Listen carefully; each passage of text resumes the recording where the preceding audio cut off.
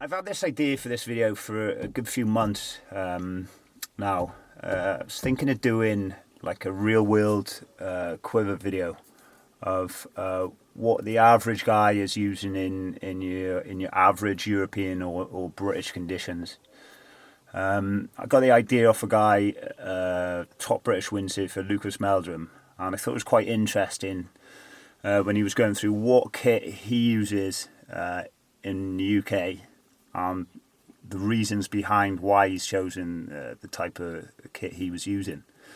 And it doesn't seem like there's anything really on that on the wing channels on YouTube. So you see a lot of the Hawaiian guys and girls explaining what they're using, but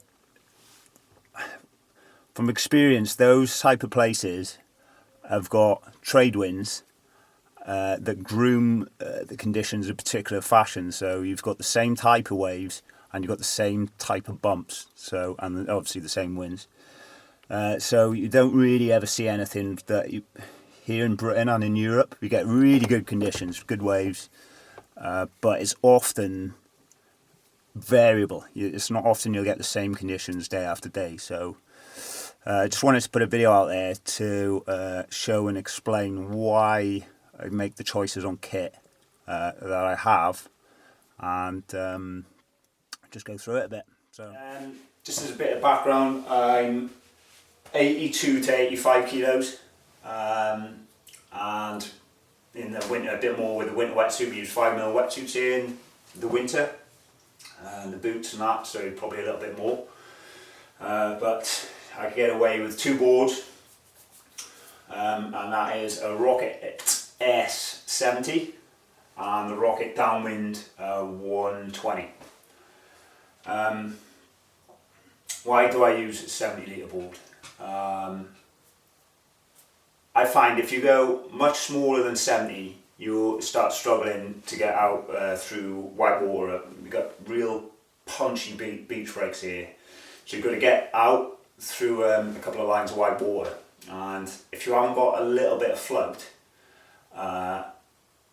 you struggle. You just get pushed back until your foil starts grounding out again, because you're sinking down. You're just decreasing your window for getting on and getting out. So yeah, I think what's that, minus 15 litres on my weight, and that thing, I have no dramas with it. It's easy enough to get out, punch through white water, and even when the wind drops I can slog back in on that, you know. I think I've probably had to swim in like, I don't know, 3 times in 300 plus sessions. So yeah, it offers enough float. I use that from 12, 13 knots up to whatever, you know, 35 knots. Then super light winds, I go onto this, the 120 litre by 7.5 by 20, I think it is. That thing will go in, it's crazy light wind where you don't think you'll ever get going. If there's a bit of swell running, I can get that going in like 8 knots, say 8 knots to 14 knots, with a 5 metre. I'll go on to wings in a minute, but I find the investment you put into a 6 metre, which is what, I don't know, £1,000, you could get a downwind board, and so you've got an additional bit of hardware there. They'll last longer than a wing anyway, and you also then open up downwind in and surf SUP as well. So I ditch a 6 and just get a downwind board. It's an absolute game changer for me in the summer, and obviously, like I said, as a bonus, you can surf SUP it as well.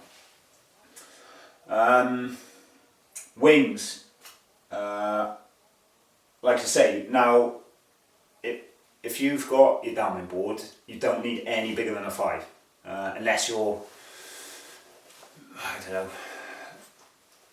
mighty 5 kilos plus maybe, but even then, it's all about board speed, the board speed through the water. So if you had a big enough foil and good technique, you're still going to get up. Once you can pump the wing, if there's any wind, those boards are so efficient, they'll just start cutting through the water. Once you can hop the foil up and start pumping, it doesn't matter how much you weigh. So yeah, I get away with a 5 and a 4. Obviously, as soon as it's 40 knots, I'm on this. But yeah, that is a session saver, and to subsea fit as well. So it's 7.5, so it's a little bit shorter than the more modern ones, but it gives you a bit more stability when you're paddling into waves, and then you've got the shorter length, so it rips around the teens up. Yeah, it's really impressed. Like I went from having zero, I've surfed since I was a little kid, but I had zero SUP experience until I started on this 6-7 months ago, and I'm really enjoying the SUP surf. It's just something, and opened up another avenue. So, and hopefully that'll lead to a bit more downwinding as well.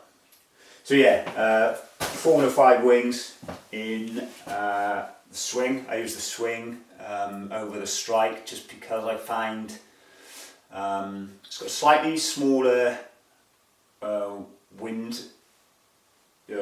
of use, but they just flag out. It's like they're not even there. So I'm flagging out like half the time I'm out there. So yeah, these are really impressive. And then foils, right? I'll just go through foils. I'll start with my skate 750 with a 161 stabilizer. I use this in anything from say 15 knots and good waves. If it's bang onshore, I'll use the 1050 or the Eagle X, but anything else, this thing is pretty untouchable. It's super forgiving. Sits in on a tip. I was going to say on a rail. That's what it feels like. It just sits on its rail like a surfboard. Doesn't bobble. Takes high speed. I've used this in crazy waves, like proper overhead slabby reef breaks, and it's awesome foil. Cross onshore, I love it as well. Like it's just such a, you can just hit white water sections with it. It's such a forgiving foil. It's super fun.